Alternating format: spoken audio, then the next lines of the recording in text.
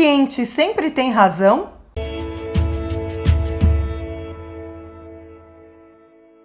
Tem muitas pessoas que respondem essa pergunta dizendo que sim, o cliente sempre tem razão. Outras vão responder, depende. O que nós vamos responder para você é o seguinte: o que você quer? O que você como vendedor ou você como empreendedor quer? Razão para você importa para quê? Aí vem aquele ditado, né, que o teu pai devia falar: é melhor ser feliz ou ter razão? Por que a gente fica brigando de quem é a razão? Na realidade, o que a gente precisa saber qual é o objetivo de cada uma das partes nessa negociação, vamos dizer assim. O cliente provavelmente tem uma necessidade ou um desejo e você quer vender. Então não importa quem tenha razão, importa que vocês cumpram o objetivo de vocês. Ele de sanar esse desejo ou essa necessidade e você de vender. Eu vou contar um caso rapidinho para vocês. Eu atendi a um cliente que estava devendo na empresa. E aí, no momento que eu fiz o atendimento a ele, ele queria comprar um material e eu falei para ele o seguinte: ok, eu vendo esse material para você, desde que você quite os débitos que você tem com a empresa. Esse cliente, ele xingou a 5ª geração da minha família, mas falou tudo que você pode pensar. Bom, vamos lá. Qual era o meu objetivo? Eram 2, na verdade. O primeiro, receber a grana que ele estava devendo, e o segundo era realizar uma nova venda para ele, porque o meu objetivo estava muito claro. Eu não queria ter razão. A razão de tipo, você tá me xingando, eu não quero, enfim, não me importava. Não vale a pena ficar discutindo isso, né? Ele precisa falar, a gente fica na posição de ouvir. Se ele tem uma vida ruim, uma vida onde ele não tá feliz com o que tá vivendo, para mim não importa. Mas o que me importa era realizar o meu objetivo, que era de fazer a venda. Então eu escutei esse cliente, ouvi o que ele tinha para falar, respirei e disse assim: ok, você falou o que você tinha que falar, mas vamos lá, a gente vai conseguir se acertar? Bom, no final das contas, nos acertamos e eu fiz a venda. Então, o mesmo acontece para outros clientes que você vai atender ou que voltam na sua loja reclamando de um produto ou reclamando de um serviço que você fez. Qual é o seu objetivo? É continuar vendendo para esse cliente? É continuar querendo que ele fale bem da sua empresa? Se você quer esse objetivo, então você precisa extrair dessa informação que ele está te passando aquilo que vai fazer com que você resolva o problema dele. Tem que ver a reclamação do cliente também como um lado positivo. Porque Exato. quando ele volta e ele reclama, ele explica o que está deixando ele insatisfeito, ele está na realidade te ajudando, porque ele está te proporcionando esse feedback para que você possa melhorar. E o que você mais precisa exercitar é a escuta ativa.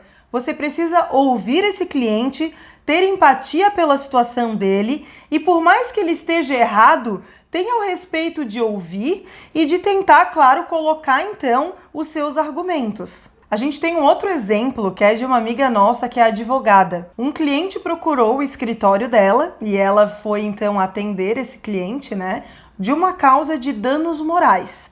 Então o cliente levou toda a documentação para ela passou aí de 1 a 2 dias analisando essa documentação e no final ela concluiu que o que aquele cliente buscava, o escritório que ela trabalha, não tinha como foco de atendimento. Então ela deu um retorno via e-mail para esse cliente, explicando, né, que ela tinha feito toda essa análise, mas que infelizmente não poderia atender essa demanda. E além de não ter o foco no atendimento, o próprio escritório já analisou que a ação em si que o cliente queria não era uma ação possível de ganho. Era pouquíssimo provável que esse cliente que sofreu danos morais iria ganhar a ação. Isso foi falado para o cliente, a gente já falou isso aqui em outros vídeos, né? Do quanto é importante a gente dizer para o cliente que a gente não tem a solução que ele precisa. Isso é importante sim, continua sendo, né?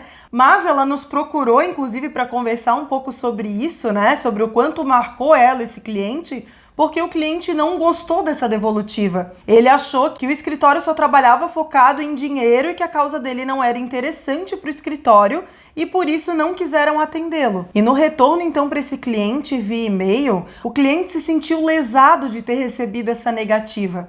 A gente, inclusive, já trouxe aqui outras vezes, né, em outros vídeos, a importância de quando a gente não tem a solução para o cliente ou quando a gente não se considera o fornecedor mais adequado, a gente deixar isso claro para ele. E foi isso que o escritório fez. Mas da forma como foi feita, talvez ele não tenha se sentido atendido. Na verdade, quando a Carol fala lesado, é que ele devolveu o e-mail dizendo o seguinte: olha, vocês só pensam em dinheiro. E ponto, acabou a conversa.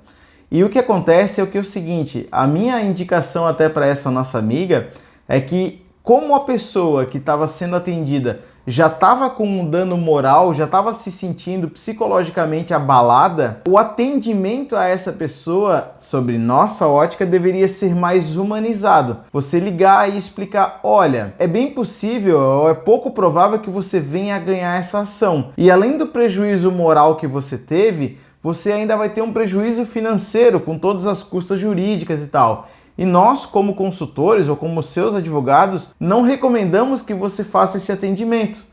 E aí, era bem possível que a pessoa caísse em consciência, né? E não seguisse com essa ação, do que devolver que o escritório estaria lesando ela. E possivelmente essa pessoa, além de se sentir satisfeita com o atendimento, ainda iria recomendar o escritório para outras pessoas, justamente por essa questão de humanização desse atendimento. Ou seja, a nossa observação nesse caso não é a questão de não atender a demanda do cliente, mas a forma de levar essa informação até ele. Então, ao invés de um e-mail, que talvez fique uma coisa um pouco fria para esse cliente, que já estava sensível à situação que ele estava passando, mas fazer uma ligação e argumentar e conversar e demonstrar essa empatia que o escritório estava tendo pela situação dele. Demonstrar interesse, né? Mais do que empatia, demonstrar interesse. Olha, nós analisamos aqui e recomendamos que você não faça isso, por isso e por aquilo.